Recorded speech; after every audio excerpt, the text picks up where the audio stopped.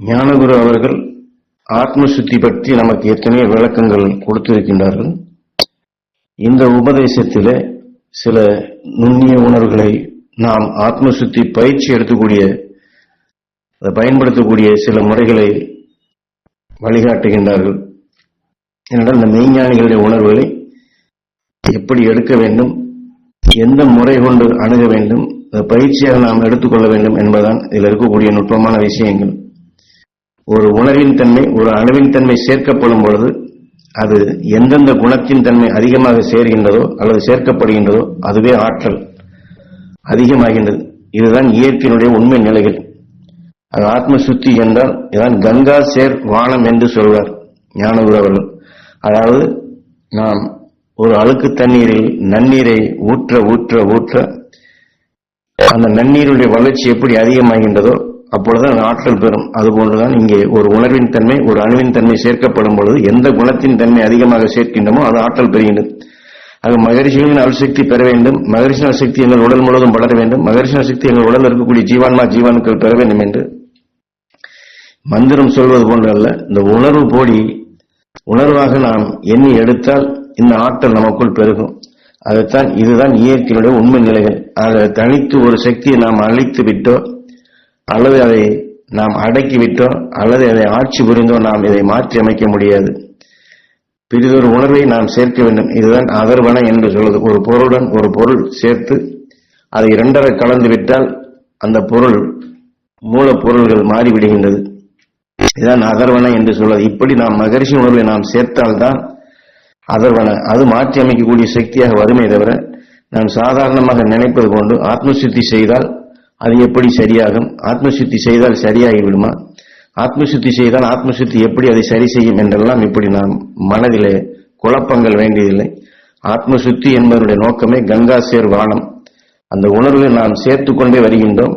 ஆக பெரிய உணர்வு வலிமை அது நாம் குறைப்பதில்லை. இந்த ஆற்றல் சேரும் பொழுது அது தன்னிச்சையாக குறைக்கப்படுகின்றது.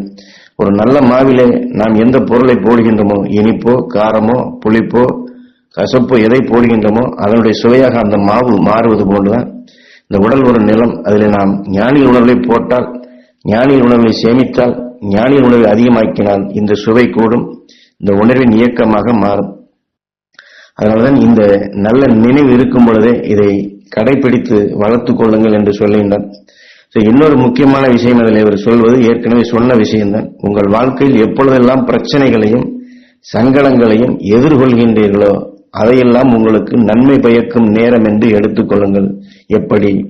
என்னை திட்டுவிட்டானே, இரு நான் பார்க்கின்றேன் என்றால் அன்றைய நாள் நமக்கு அது துன்பத்தை கொடுக்கும் நாளாக மாறுகின்றது. இது எல்லோருடைய வாழ்க்கையில் இயல்பாக இப்படித்தான் வரும்.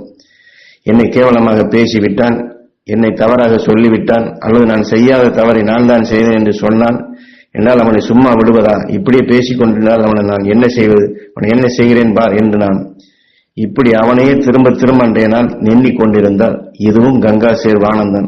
அது அவனை உதைக்க வேண்டும், அவனை ஏதாவது துன்பம் கொடுக்க வேண்டும், தொல்லை கொடுக்க வேண்டும் என்று நாம் நம் ஆன்மாவில் இதை சேர்மிக்கின்றோம். அப்பொழுது துன்பம் கொடுக்கும் நாளாக மாறுகின்றது. இதைத்தான் எப்படி இந்த உணர்வு இயக்க சக்தியாக மாறி இந்த உணர்வு நம்மை தீமை செய்யக்கூடிய துன்பம் கொடுக்கக்கூடிய நாளாக வருகின்றதோ இதைத்தான் ஞானகுரு அவர்கள் இப்பொழுது சங்கடமோ இது போன்ற பிரச்சனைகளோ இது போன்ற துன்பங்களோ வந்தால் அதை உங்களுக்கு நன்மை பயக்கும் நேரம் என்று மாற்றி எடுத்துக் கொள்ளுங்கள். ஏன்னால் இவன் இப்படி செய்யலாமா, இப்படி செய்யக்கூடாதா என்பதற்கு பதில் சரி அவன் அப்படி செய்தானா, சரி பார்ப்போம், மகிழ்ச்சியின் உணர்வு கொண்டு அதை அணுகுவோம், அந்த உணர்வோடு இதை நாம் மாற்றி அமைப்போம்.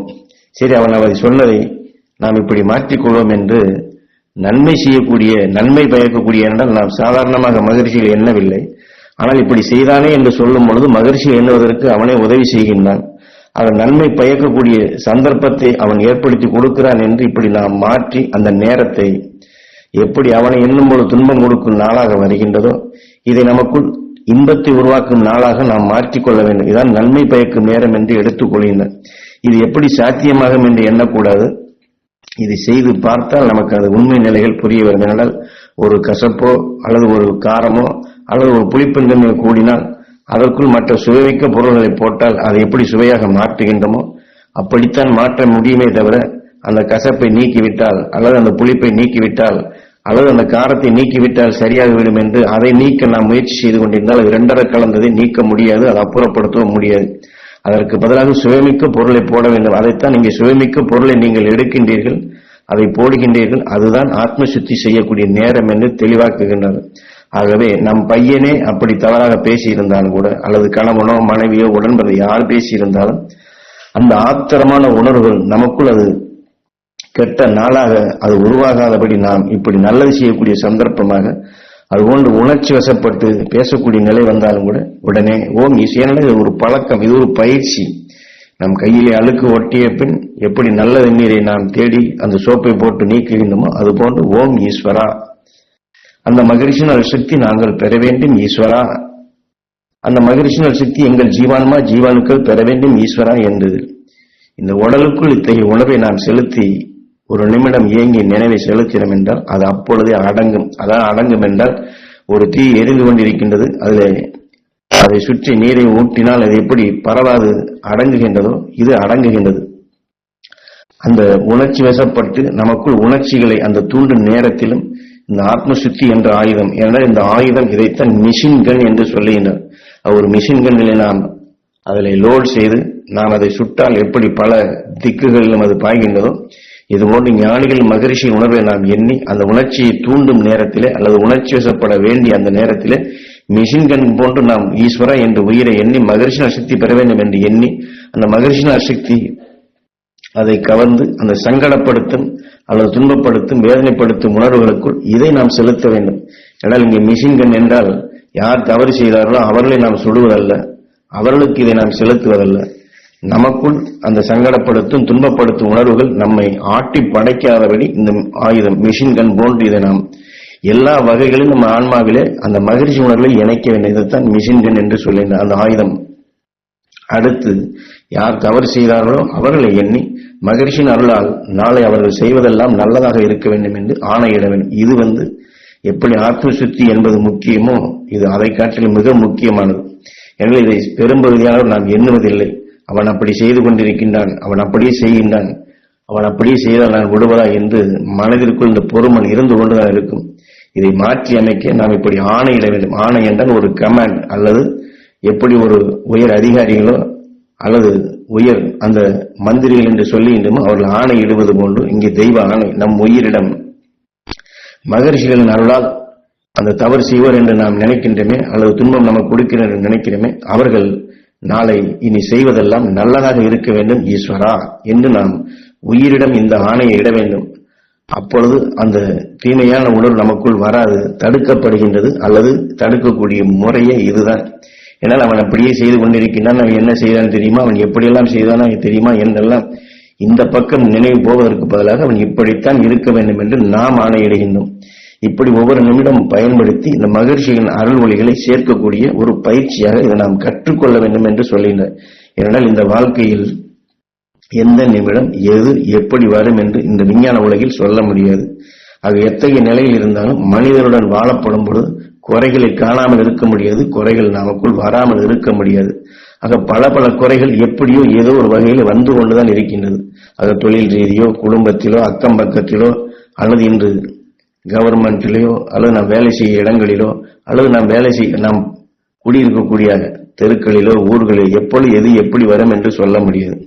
ஆக ஒவ்வொரு நிமிடம் இந்த ஆத்மசுத்தி மூலம் அந்த மகர்ஷியின் அருள் சக்திகளை நாம் ஒவ்வொரு நிமிடம் இது ஒரு புனித பயணமாக எடுத்துக்கொள்ள வேண்டும் என்று சொல்கின்றார். புனித பயணம் என்றால் நாம் தொடர்ந்து அங்கே அந்த எல்லையை அடைய வேண்டும் என்று நாம் ஒரு கங்கணம் கட்டி செயல்படுத்துகின்றோமோ இந்த வாழ்க்கை அப்படித்தான் கொண்டு போய்விடும். நான் எத்தனை தடவை தான் ஆத்மசுத்தி செய்வது, நான் ஆத்மசுத்தி செய்து கொண்டே இருக்கின்றேன், நான் வந்து கொண்டே இருக்கின்றது என்பதற்கு பதிலாக இது ஞானகுரு சொன்னது போன்று ஒவ்வொரு நிமிடம் அது எப்படி எது வரும் என்று சொல்ல முடியாது. ஆகவே நாம் இது ஒரு புனித பயணமாக நான் செயல் என்ன பழக்கம்தான்.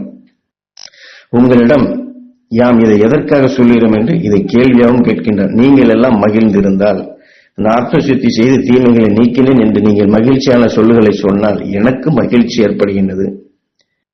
ஆக இதை போல நீங்களும் ஆத்மசுத்தி செய்து கொண்டு யாராவது உங்களிடம் துன்புற்று நோயாகி மற்ற குறைகளோடு சொன்னால் அவர்களுக்கு இந்த வாக்கினை மகிழ்ச்சி நல்சக்தி நீங்கள் பெறுங்கள், உங்களுக்கு நல்லதாகும் என்று சொல்லுங்கள். அவர்களுக்கு உடல் நலமாகும் அல்லது துன்பங்கள் போகும், உடல் நலம் பெற்று நாங்கள் தீமைகளை நீக்கினோம், நாங்கள் மகிழ்ச்சியாக இருக்கின்றோம் அவர்கள் சொன்னால், இந்த நல்ல உணர்வுகளை நீங்கள் உங்களுக்குள் சொந்தமாக்குங்கள். இதுதான் அழியா சொத்து, இதுதான் பொக்கிஷம்.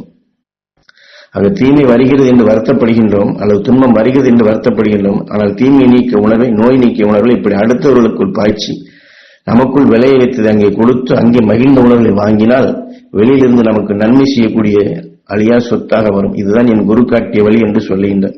ஆக நான் எப்படி உங்களுக்கு நல்லதாக வேண்டும் என்று எண்ணுகின்றனோ இதை போன்று ஒவ்வொருவரும் ஆத்ம சுத்தி செய்து இந்த எண்ணத்தை பரப்புங்கள். எல்லோருக்கும் இது பாய்ச்சுங்கள். நம்முடைய மூச்சு, நம்முடைய பேச்சு, நம்முடைய சொல், நம்முடைய பார்வை பிறருடைய துன்பங்களை போக்க உதவ வேண்டும்.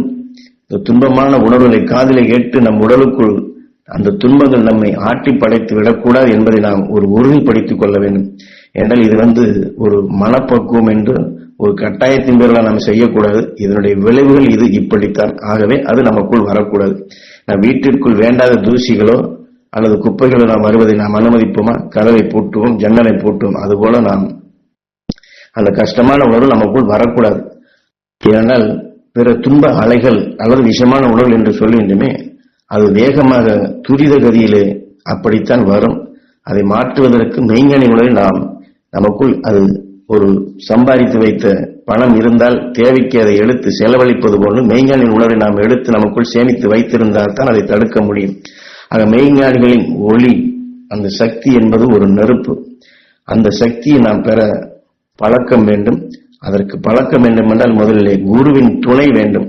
அதனால் அடிக்கடி நாம் எந்த தியானம் செய்தாலும் எந்த ரிஷிகளுடைய உணவை எடுத்தாலும் குருவின் துணையால், குரு அருளால், குருவின் துணையால் என்று நாம் எண்ணி எடுத்தோம் என்றால் அந்த குரு அருள் நமக்கு உறுதுணையாக இருந்து அவர் எப்படி அவர் குரு துணை கொண்டு அந்த சக்தி பெற்றாரோ, அந்த நெருப்பினுடைய சக்தியை பெற்றாரோ அதை பெற ஏதுவாக இருக்கும். ஆகவே நாம் ஒவ்வொரு நொடிப்பொழுதும் தியானம் எடுக்கும் பொழுதெல்லாம் குருவின் துணையால், குருவின் அருளால் அந்த மகரிஷினால் சக்தி பெற வேண்டும். குருவின் துணையால் துருவ நட்சத்திரத்தின் பேரருள் பேரலை பெற வேண்டும் என்று இப்படித்தான் நினைக்க வேண்டும். ஆக அடுத்து அவர் சொல்வது குருவின் இணைப்பு கொண்டு, குருவின் துணையால் எடுக்கின்றோம். குருவின் இணைப்பு கொண்டு அன்று மகரிஷிகள் எவ்வளியில் எடுத்தார்களோ அந்த உணர்வின் ஆற்றலின் நிலைகள் கொண்டு அதை பின்பற்றி நடப்போரின் நிலைகள் கொண்டுதான் அந்த சக்தியை பெற முடியும். ஏனென்றால் ஒரு தையல் மிஷினை தைக்கின்றோம் அல்லது ஒரு காரை ஓட்டுகின்றோம் அல்லது ஒரு மிஷினை ஓட்டுகிறோம் என்றால் அதற்குண்டான பயிற்சியாளர் அதை கற்றுக்கொண்டு அதை வழி நடத்துபவருடைய அவருடைய துணை, அவருடைய இணைப்பு, அவருடைய வழிகாட்டுதல் இருந்தால்தான் நாம் காரை ஓட்ட முடியும், அல்லது ஒரு இன்ஜினை ஓட்ட முடியும், அல்லது ஒரு தையலை தைக்க முடியும். அதுபோல குருவின் இணைப்பு கொண்டு அன்று மகரிஷிகள் அவர்கள், ஏனென்றால் இன்று ஞான குரு மட்டுமல்ல, ஈஸ்வர பற்று மட்டுமல்ல, ஒவ்வொரு மகரிஷியும் அவரவருக்கு என்று ஒரு குருவின் இணைப்பு கொண்டு எவ்வளிகளில் எல்லாம் இந்த தீமைகளை நீக்கினார்களோ, உயர்ந்த உணர்வை பெற்றாரோ அந்த ஆற்றலை அந்த பின்பற்றி நடந்தோரின் உணர்வுகளை நாம் நினைவுபடுத்தி அந்த சக்தி பெற வேண்டும் என்று எண்ணினால் இது ஒவ்வொரு வாழ்க்கையிலும், ஒவ்வொரு மனிதனுடைய வாழ்க்கையில் இது புனித பயணம் பெறுவதற்கு, புனிதமான சக்தியை பெறுவதற்கு இந்த ஆத்ம சுத்தி பயிற்சி மிகவும் பயனுள்ளதாக வெற்றியை தரக்கூடிய சந்தர்ப்பமாக இதையெல்லாம் நாம் செய்து பார்க்க வேண்டும். உங்கள் குடும்பத்தில் யாருக்கு எப்படி எந்த சூழ்நிலை சிக்கல் வந்தாலும் இந்த ஆத்ம சுத்தியை செய்து பாருங்கள். எல்லாமே நல்லதாக வேண்டும் என்று எண்ணுங்கள். இதை போன்று சிறிது நாளைக்கு முயற்சி எடுத்து பாருங்கள். இந்த உண்மை நிலைகளை நீங்கள் உங்களுக்குள்ளும், உங்கள் உடலுக்குள்ளும், உங்கள் உணர்வுக்குள்ளும், உங்கள் எண்ணங்களுக்குள்ளும் பார்க்கலாம்.